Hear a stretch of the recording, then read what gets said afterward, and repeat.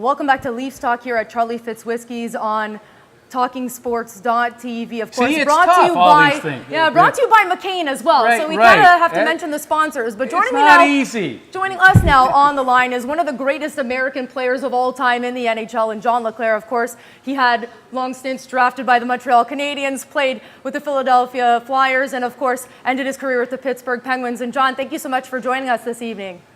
Well, an intro like that, I join you guys all the time. Now, during your time with the Philadelphia Flyers, obviously on the Legion of Doom and doing what you did over your career with the Flyers, you were an experienced player, had that A on your chest, and you obviously were very close with guys like Eric Lindros and helping him become a better captain and also mature as a hockey player and as a captain. Now, with a guy like Claude Giroux, having the C on his chest with the Flyers, now having guys like Vinny Lecavalier and Mark Streit in the lineup with him, how much, does that presence help him become a better captain? I think that's going to be a tremendous pickup, just having some leadership like that. I don't know Claude that well personally, but I think it's always a learning experience when you're 24 years old and you're the captain of a team. And I think having guys that have been previous captains, that have been through it a little bit, it could be a great sounding board for him. And I think he's going to just take off with it and just do a great job. John, for a couple decades, the Philadelphia Flyers, and you would know because you obviously played there and had a lot of success there, went to the playoffs pretty much every year, won a lot of playoff series. And the Flyers have been one of those teams that have always been relevant and always been a contender. But the one thing that's really held this team back since, I guess, Ron Hextall retired has been the lack of stability in goal. And, they spent a lot of money on Ilya Brizgalov. They had to release him. This year they're going with the tandem of Steve Mason. And they brought in Ray Emery for his second stint with the team. When you look at the Flyers right now, are Ray Emery and Steve Mason good enough, in your opinion, to get this team back to the playoffs after a rare year out last year?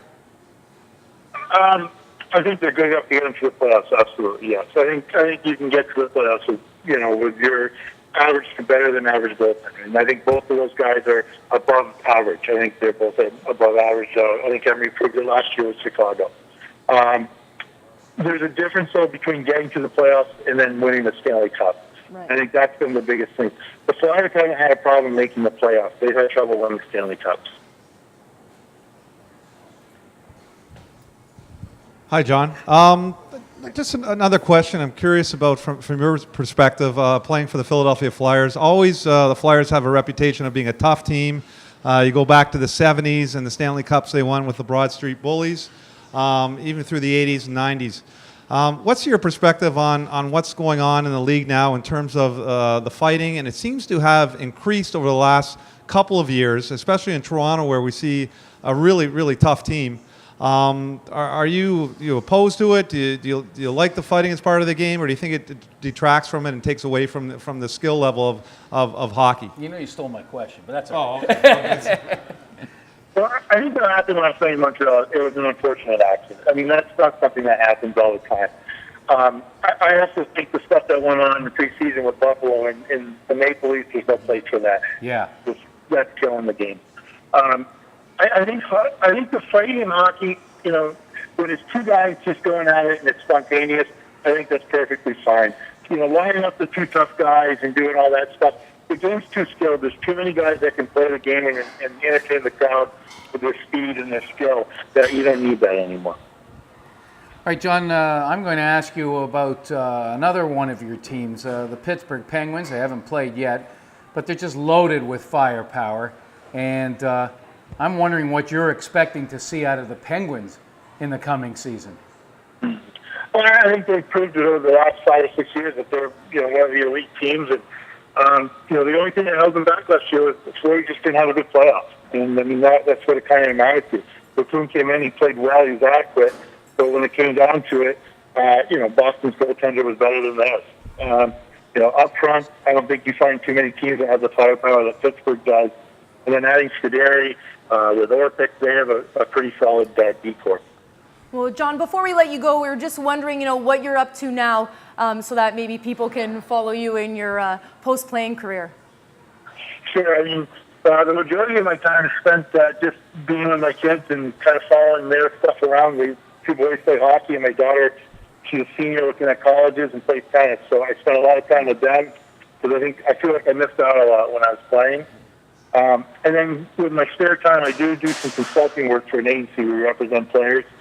And that's been fun. I get to go watch some of the junior college games, get back into it a little bit. And it's kind of fun knowing some of these guys personally that are coming up through the ranks, that are rookies or that are in the minors trying to make it, and just helping out that way.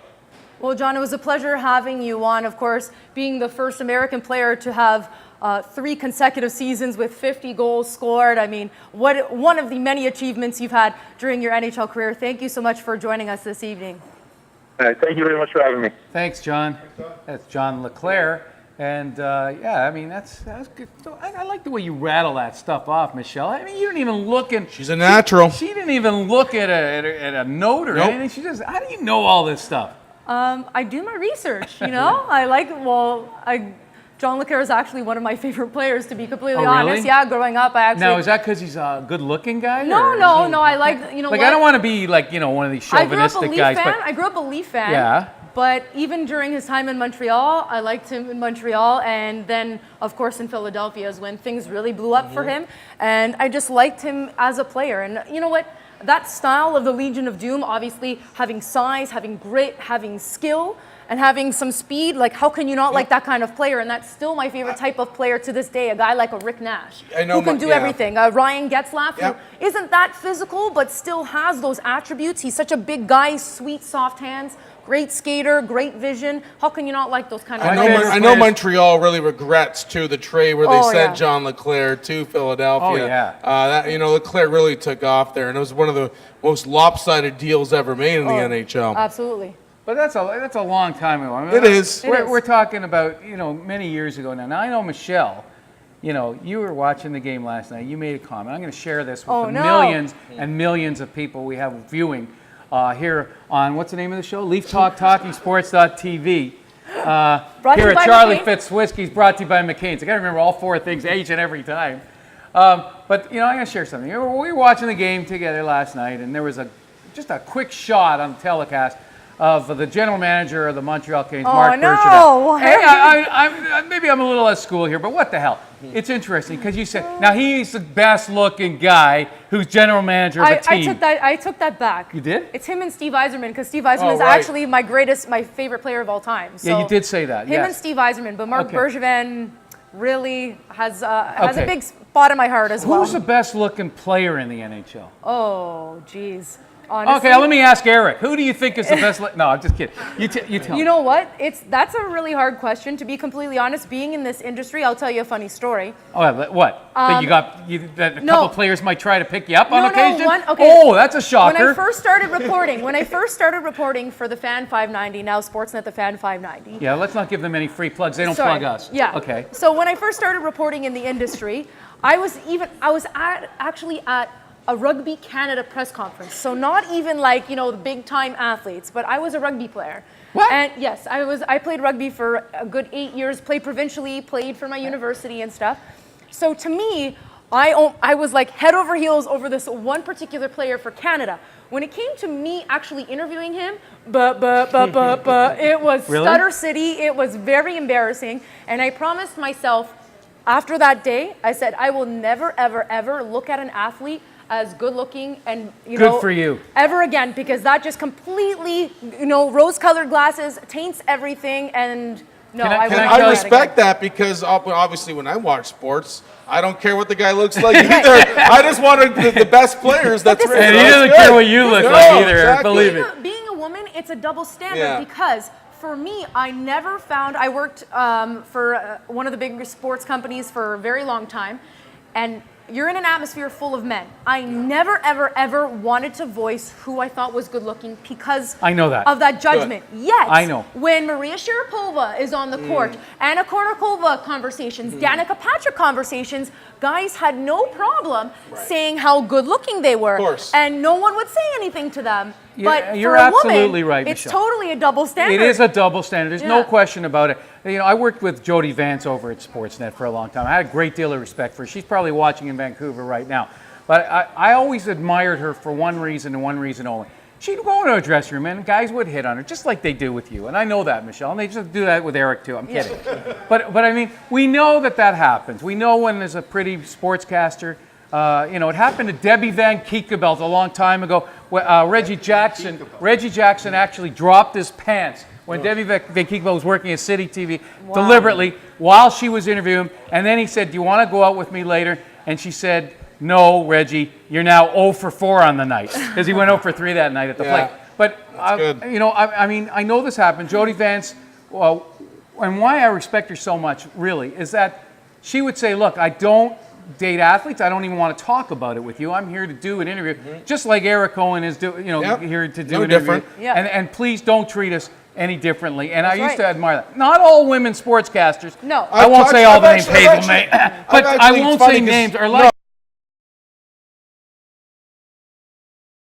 Because I listen to her and I watch her shows. She tells it like and it is. She does, and it's all sports, and she doesn't get in. I mean, she does a lot of pop culture stuff because that's one of her shows. But she focuses on what is the right thing to focus on, and that's I think what all of us want to do. That's why we're sitting here. Right. In Los Angeles, there were a lot of female sportscasters when you were playing for the Kings. Did you ever have? And I know you're married now. But did you ever have the urge to ask any of them out or drop your pants in front of them? Well, I mean, back in the 80s, they weren't as prevalent, the women sportscasters. So it wasn't as prevalent. But I remember one time in Calgary, when I was playing with LA, we were after a game, and guys are walking around with their towels on and, whatever, even hanging out.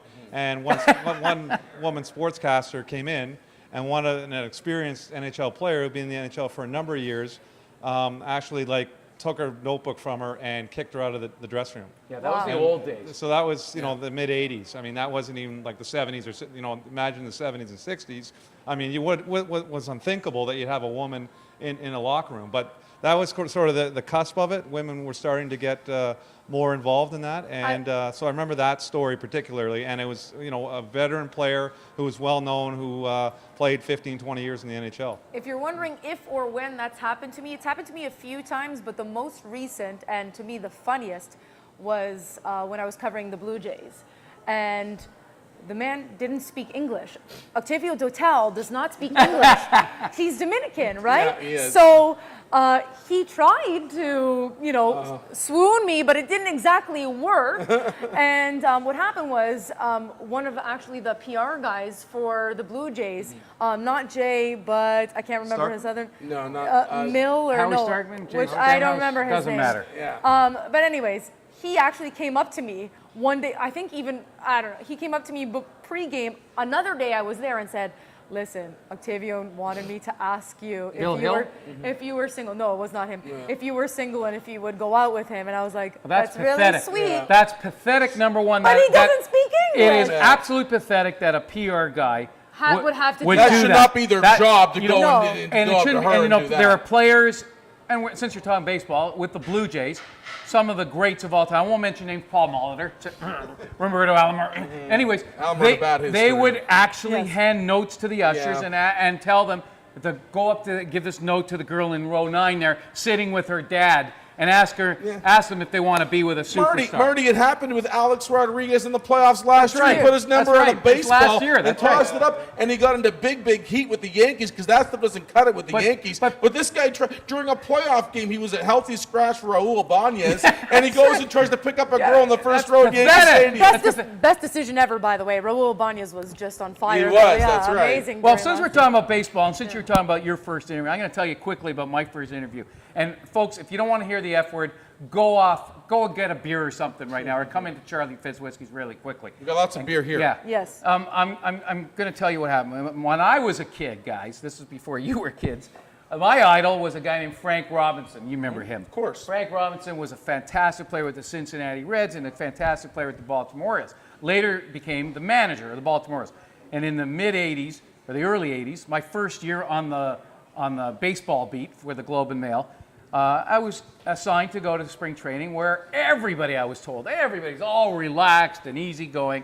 And so here I was at the Baltimore camp in the dugout, and I see Frank Robinson. And I didn't quite go, whoa, but, you know, I mean, I lost all that. But I still thought, Frank Robinson, this is the guy I pretended I was when I was playing baseball with my brother and all these other guys, you know, when we were kids. So I go up to Frank Robinson. I had a little tape recorder, Michelle, about the same size as this thing. And I went up to him, and it's supposed to be really fun and easy and frivolous and laid back at training camp. So I go up to Frank Robinson, and I say, "Hi, Frank, Marty, you work with the Globe and Mail. How are your Orioles looking right now?" Or something like that. Really. He said, you know what his reaction was?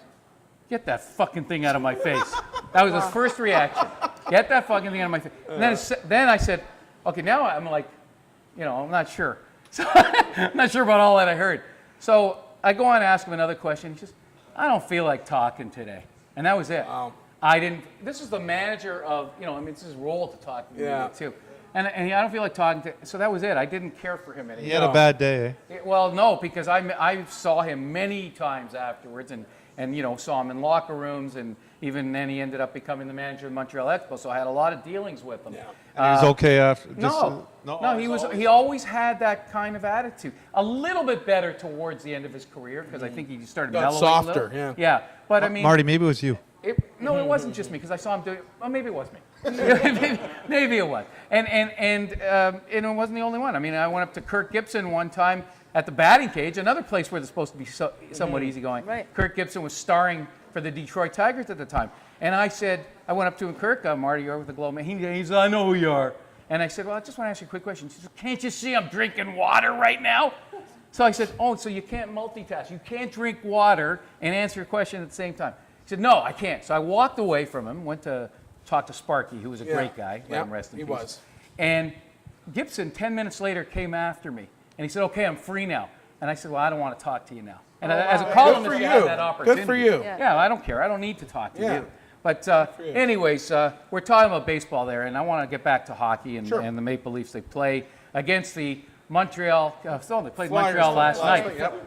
What show are we on again? Leafs Talk, Charlie Fitzwhiskey. Look at that, Eric Talking knows. Sports TV. Talking Sports TV. Yeah, well, and Great and beer. also Great beer, great food. David Grossman, our producer, is really trying to confuse us, talking about our previous network, and we don't want to do that either. Okay, the Canadians, the Leafs play Flyers tonight. Brian, what can we expect in this game? Well, back-to-back for the Leafs. So, again, you hope early in the season that they're not too tired and the flight shouldn't have been too taxing.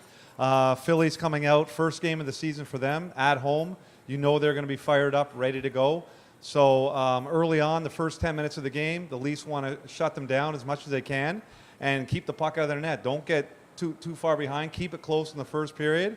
And then if you're close after the first, the second and third really come on and, settle the crowd down, keep the game, slow the game down and keep it close. And, it's a road game. Play a typical road game. Get over center, dump the puck in, and use their speed and skill. And they can play with anybody, and especially the Philadelphia Flyers, who get lots of pucks to the net, because I don't think the goaltending is the strength of that team. So shoot lots of pucks, get over to the blue line, put lots of pucks to the net, crowd the goalie, and like I say, just get pucks to the net. There's a couple guys I think that have something to prove after last night too. You look at what happened last night, and Jake Gardiner is one guy who's under the microscope. He, got the reputation last year of not being a Randy Carlyle kind of guy. He's not a physical bruiser. He is a speed, skilled defenseman. He struggled last year back from the concussion, had a hard time getting into the lineup, was sent down. His agent made a comment on Twitter. Jake Gardiner is a very polarizing figure in this city. Jake Gardiner struggled last night. He was the GOAT on the 4-3 Montreal goal, the shorthanded goal by Eller, and he took a lot of heat for that. And right now, the Leafs have Morgan Riley, who's watching in the press box, and they want to get this. Or he's actually watching us right now. Right, exactly. They want to get him in, because the last thing you want for a young defenseman is to have him sit there and not play. And he's with the team. He's not playing, in a junior league, so he's going to need some playing time. So Jake Gardiner, one guy, and really you're going to have to watch his game tonight, see how he handles a physical team, because sometimes Jake struggles in that type of game. You need to see better puck movement out of him, less mistakes, less turnovers. And also Ranger, another defenseman, hasn't played in a couple years. He struggled last night too. Well, they were partners, right? That's right. So that whole line struggled So we'll see how Mr. Ranger does second game after not playing for 3 years. And I kept saying, in the preseason that, I'm hearing all these high hopes for Paul Ranger that he was going to be. I mean, Michelle, you're out of the game for 3 full years. Yep. It's not that simple to just come back and star, is it? Right. No, absolutely. I mean, he was with the Marlies last season, and actually the Leafs wanted to call him up when they had that rash of injuries on the blue line, but he said, no, I want to stay with the AHL, in the AHL, because he didn't feel he was ready. Now he actually feels he was ready, and maybe there were some jitters last night. You know what? You got to give him the benefit of the doubt. It has been quite some time since he's been on the NHL ice surface. So for me, I think he'll be okay. Like you said, Jake Gardiner is going to be more under the microscope. But for me, like I said, I like watching the opposition. And for the Philadelphia Flyers, obviously you have LeCavalier and Mark Streit being the two big corner pieces of what they acquired over the offseason. But they really need their young guys who had sophomore slumps like Matt Reed and Sean Couturier to really step up this season and show that they can provide that secondary scoring. And you know what? The other thing about, you mentioned that obviously Ranger was in the AHL last year. His answer was, I didn't feel I had earned a spot yet with the big clubs. So you do have to respect him for not wanting to take away a spot from someone else. And this year, you know what? They feel like he's ready to go. He's got a lot to prove. One more thing. I'd like to see a little more out of Lupul tonight. I didn't notice him at all last night. I didn't even know if he was playing or in the lineup. JVR getting a goal last night's key. He's going to have a really good year the way he's looking. It's his former team tonight. Yeah. JVR and Shen, they're always going to be head-to-head in this matchup, right? Well, that was a good trade for the Leafs. It was. I agree. Yeah. So I want to, I'd like to see more of Lupul, and with his speed and his ability, I think he also played for the Flyers. I think he was Lupul. I think he started. Lupul did actually started. Lupul played with Richards. Wait a minute. Carter. Let's ask Michelle. She would know. He was there. Yes. He was there. Anaheim. He was there. I'd ask our producer, David Grossman, but he absolutely has no clue. All he wants to do is go sit down, have some curly fries from McCain's in the Charlie Fitz Whiskeys, which he's going to do momentarily. We're all going to do that, in fact, when we're watching the game. Absolutely. Michelle, that third line of the Leafs got a lot of attention for their work last night. Bolin, Raymond, and Kuhlman. I always forget Kuhlman because to me he's a kind of an inconspicuous player. Didn't score a lot of goals last year. Had a lot of offensive talent. Easy guy to forget. Oh, and so there's a lot of talk about that third line. I want your comment on that. And then I want to talk about a guy who played for the Maple Leafs last season. The Leafs let him go, and he scored 3 goals last night. We'll get to him in a moment. But what your thoughts about the third line? To be completely honest, David Bolin, one of my favorite players going back to junior years, and he, Eric Big E over here, lived in London. He followed the London Knights. I covered the Knights. He covered the Bolin Knights. was great with the Knights. Bolin was part of that huge season in which was. they won.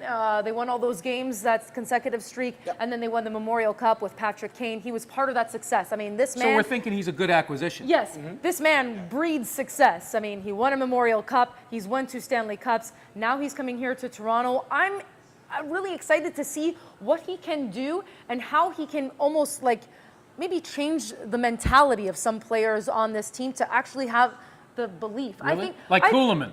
Well, you know what? I almost feel like the Leafs don't really know that they're as good as everyone else is saying that they are. Michelle, you bring up a great point. Last year when the Leafs blew a 4-1 lead to Boston, a lot of talk was they didn't have enough guys that knew how to win in the playoffs and close the door. They've brought in those guys now. Clarkson went to the final 2 years ago. Dave Bolin's won the 2 Stanley Cups. That is so important. Bernier's got a cup ring. Yep. They've now got guys that understand what it takes to win. I'm high on this Leaf team. Sounds like you are as well, Michelle. Well, to be completely honest, I think it's going to suck for Canadian fans everywhere, because Canadian hockey fans, because at some point it's going to be either the Leafs or the Habs not making the playoffs. I think Habs. Because you're a Leaf guy though too. am. You're a Leaf guy because at the top of the division it's got to be Boston, Ottawa, Detroit, and Ottawa. You know what I'm saying? Pittsburgh. Well, it's different. I mean, we Different could see division, both yeah. of them Right? making it. I think both of them will make it. Montreal, you think makes it too? There is the opportunity of 5 absolutely. and 3, Montreal's an right? improved team. You don't, of course, Eric. I don't tell you. don't draw conclusions based on one game. Well, the Carey Canadians Price is looked an terrible improved last year. The first game, Yeah, Toronto only yeah. made the playoffs. They won the division last year. I could see Montreal being better than a lot of teams. Yeah, I think so, but I also thought PK Subban didn't have a great game last night. Right, and he's going to. He's always going to play better. Yes. Markov gave up the shorthanded goal. Yep. Markov both. looked slow last night. Yeah. His And he foot looks- speed He's got didn't look got like that leg injury. The foot speed, The the foot speed mobility wasn't of the foot, there. exactly. No. Yeah. So those guys have to be better. And the big question mark with Montreal is Carey Price. The way he finished last year and in the playoffs last year against Ottawa, he really looked like a struggling goalie. He needs to be good. I don't really think he good. did anything wrong last night. I mean, there was a shorthanded goal.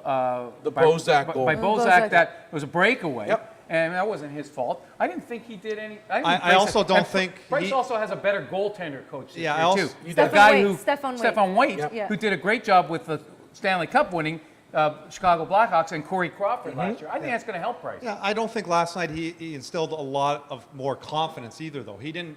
He wasn't terrible, but I don't think he instilled, well, True. this is the guy. He didn't that's gonna- he didn't Yeah, steal the Steal the game. game, He didn't steal the as game. the saying Yeah, goes. yeah. Yeah, that's true. Let's talk about a guy who almost stole the game for the Washington Capitals last night. They went into Chicago to play the defending Stanley Cup champions, and they ended up blowing a lead. I think they were up by 2 goals They at were one up point. 4-3. They ended up 4-3. losing 6-4. They gave up 3 late goals. And the goaltending last night from in the Edmonton game by Devin Dubnyk and and the then Washington Braden game by Holtby. Braden Holtby Well, we'll get to was Edmonton. terrible. I want to get to Edmonton Terrible. as well. But in Washington, Yeah. Grabowski scores 3 goals and picks up an assist. Yeah. This is a guy the Leafs deemed not good enough.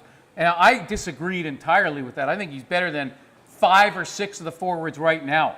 And when I hear people say he didn't play with heart, that is crap. Yeah. He played with a lot of grit. He's not one of these guys that's going to drop gloves and be a fighter kind of guy. I think but it- he yeah. plays with a lot of determination. And I thought it was a mistake for the Leafs to let him go. His situation was he was making over $5 million a year. The Leafs had 2 buyouts that were available. They actually probably should have bought out John Michael Lyles and kept Grabowski. But the problem was Randy Carlyle and Grabowski did not see eye to eye.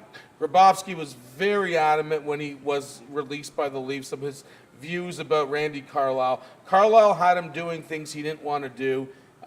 Grabowski is a guy who is offensively gifted. With under Adam Oates in that system, they will allow him to play and do what he wants to do. And he scored 3 goals yesterday. 2 of them were Well, identical. They were tips. going to the front of the net, tip in on the power Okay. play, on the I Mike like Green it. shot. Let Grabowski do what he wants. With the Leafs, that wouldn't cut it. Carlisle would say, no, you got to be here, and this was a major problem, and that's why he's Guys, scoring I'm goals going to somewhere say else. one thing right now. Remember when I said this, okay? We're talking about second game into the season. The Washington Capitals are in the Stanley Cup final this Wow. year. And Grabowski's a major reason. A guy named Ovechkin's going to contribute too. Yep. But They're gonna be Grabowski's better a major goaltending. reason. Yes. They'll be better goaltending. Well, Holtby's a good goalie. He's probably going to play for Team Canada. He had a rough game yesterday. Well, Okay. the That's thing against is, Chicago Blackhawks Yes. against Chicago. Yes. the thing is too about Grabowski is that he's getting top 6 forward minutes and he's on the top power play unit. Yes. So of course you're going to Yeah, score goals that's when you right. get Well, more but ice he's got time. that kind of talent, and the Leafs didn't use it properly. Well, Well, but the Leafs last have a year, very stacked top 6 though as well, so It's it's hard true. to fit him in. So that I could fit Grabowski. You know what? in. I don't know. I could fix him. I in. want to let Brian say something, but before I do, last That's nice year, of you. sorry, I just wanted to say one last comment. Last year, the Leafs played a shootout game against Winnipeg where they had 10 shooters. He wasn't one of them. It told you all you need to know about what Randy Carlisle Carlyle thing. Yeah, thinks that's about okay. Grabowski. But that doesn't make Carlisle right. Right. That's all I'm It saying. makes a huge difference for the psyche of a player when he's happy. Okay, Yes. when he's in a good place and he's playing for the right coach. And Grabowski and Carlisle, it was like oil and water. It didn't fit. Grabowski, when I watch him play and the way he skates, and he can kill penalties, he can play the power play, he plays the regular shifts. He's definitely a second line type center. And I think in Washington he's going to get that opportunity. And I think Adam Oates, who is a creative type player and a creative coach, he's going to let him play the way that Grabowski can play and to his strengths. I believe we have a lot of people watching from Edmonton tonight, and I want to talk about the Oilers. This is one of Wilks' former teams. This team goes into this season yet again, with incredibly high hopes, all kinds of talk about their potential with all these guys that they have. Gagne, you don't want to go through the whole list. There are a lot of young, talented players. They open their season at home, and Eric, they get wallooped by Winnipeg. Well, they were up 4-2 in that game last That's night. the sad and part. you got to win a game at home when you're up by 2 goals. The Oilers are playing without Sam Gagner with a broken jaw and without Ryan Nugent-Hopkins with a shoulder injury. That being said, you're up 2 goals at home in your opener. You got to win that hockey game.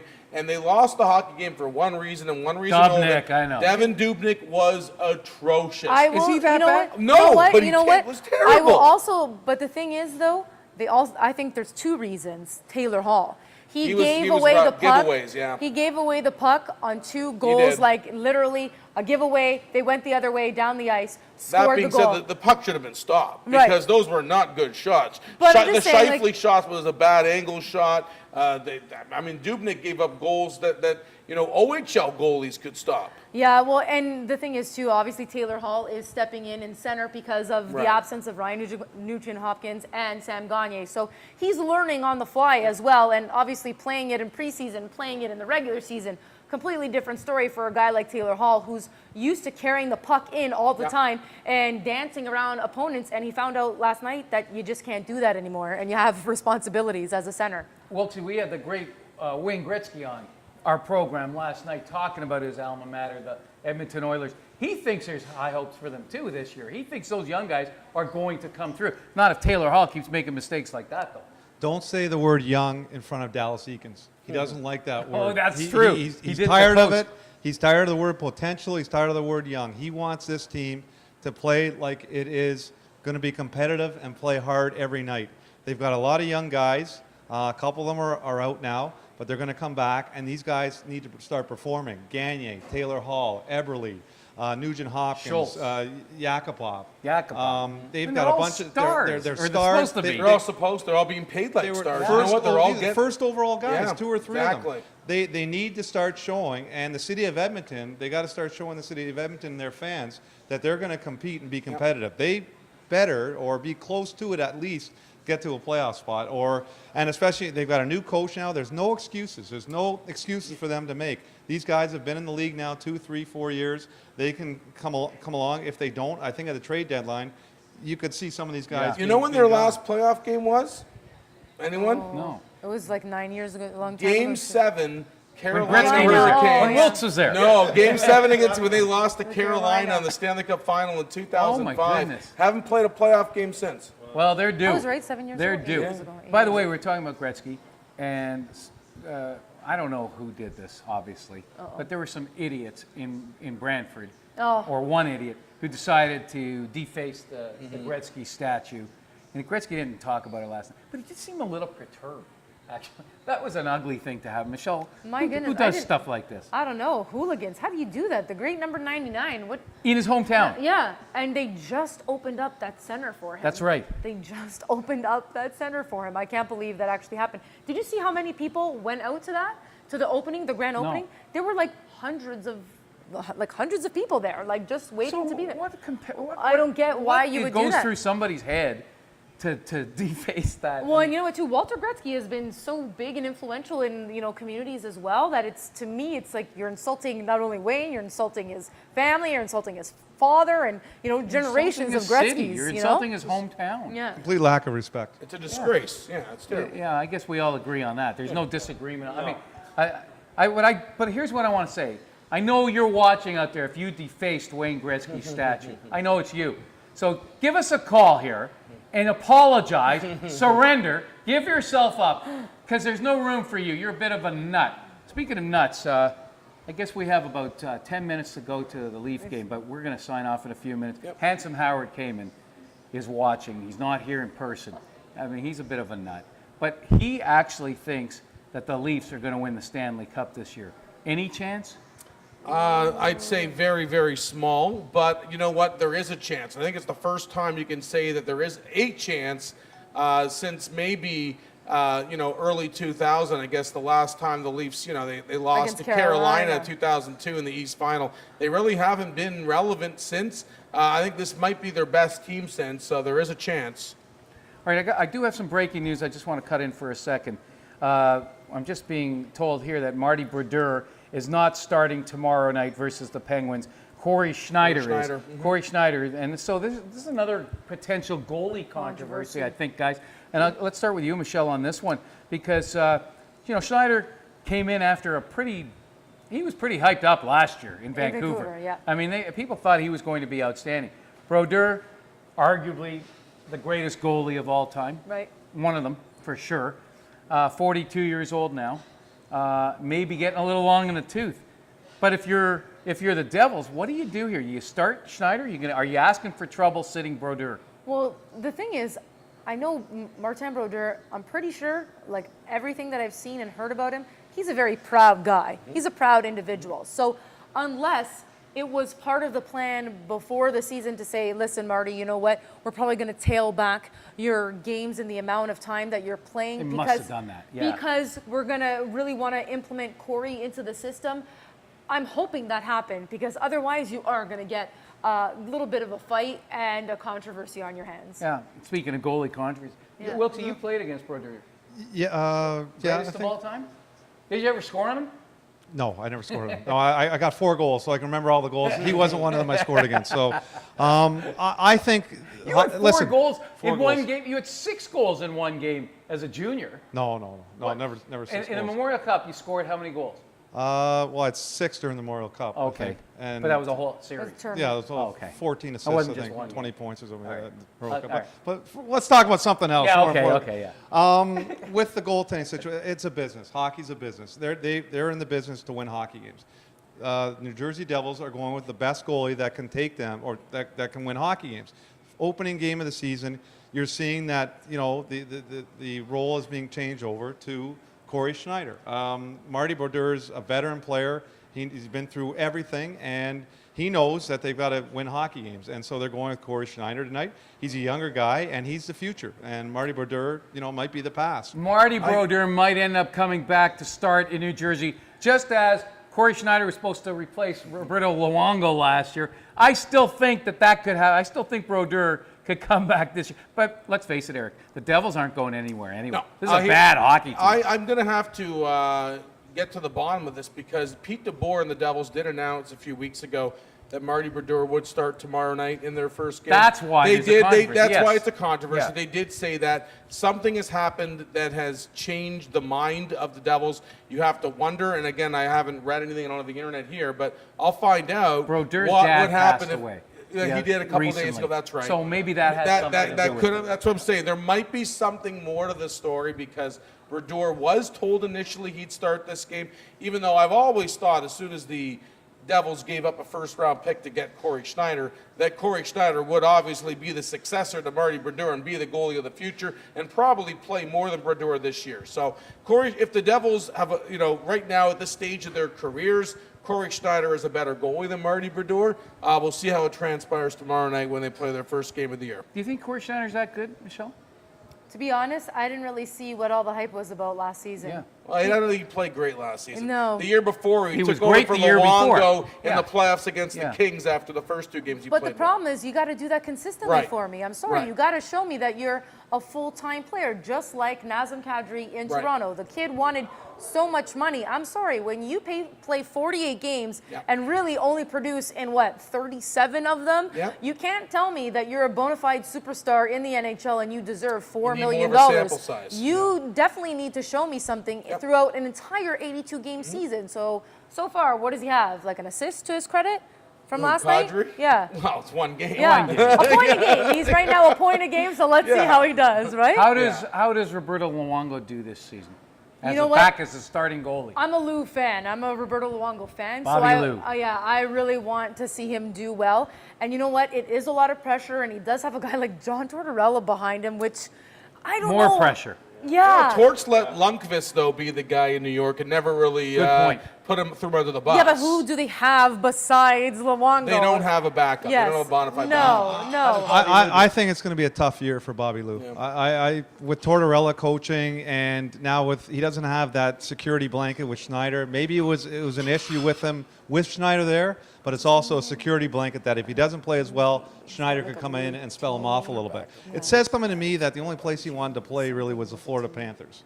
He wouldn't go anywhere else. What does that tell you about his psyche and where he's at? Why didn't he want to go to a bigger market, Toronto, That's a good point. or play somewhere the one's where from it was Florida, meaningful? though. So I'm not sure about Bobby Lou, and The jury's still out with me. Well, his family still lives in Florida. His Yeah. wife is from Florida. He met her there, and her dad owns a restaurant that he used to go to, and that's how. Okay, but if the you're a love professional romance. athlete So, and a hockey player, don't you you wanna want to win. play on a good team Yeah, you or a wanna team that win. has a He chance, didn't- not he play in didn't front of want 1,000 he didn't people want every the night? pressure. He didn't want it because you know what? In Vancouver, he dealt with a lot of it, and I think he wanted to go to a market where he could basically be like a Phoenix or a Nashville. You play hockey, then you can go and do whatever the hell else you want. No one's going And to in bother his case, you. it's play poker. Right. Because I don't know if He you likes guys to play realize poker. he's on poker online he is. all the time. And And Twitter. He's Yeah, the best. Twitter. He's the Twitter. best guy to And follow he on tweeted Twitter. last night Yeah. something about Right. how, he'll probably be letting in a few goals early because he always does.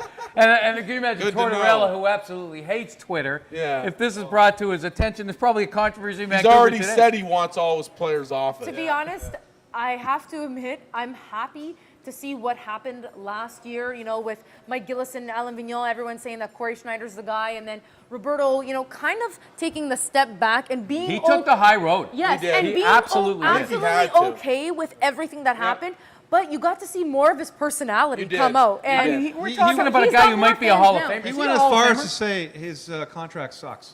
That's Yeah. right. I wish I could When he get a- I wasn't hate dealt my with the contract. kind Let of me trade have it. You deadline. ever heard a guy Which- making you know what? $100 million? I love Yeah, the way exactly. I love the way he is absolutely candid and honest. I Yeah. love that. If it sucks I so wish much, more let me athletes. trade him contracts. I'll take that sucky contract. Yeah, exactly. And on that note, folks, we're going to end our program for our pregame show here at Charlie Fitz Whiskies. You're watching Leaf Talk, TalkingSports.tv, sponsored by McCain, we're happy to say. And we're all going to be back after the game between the Maple Leafs and the Flyers.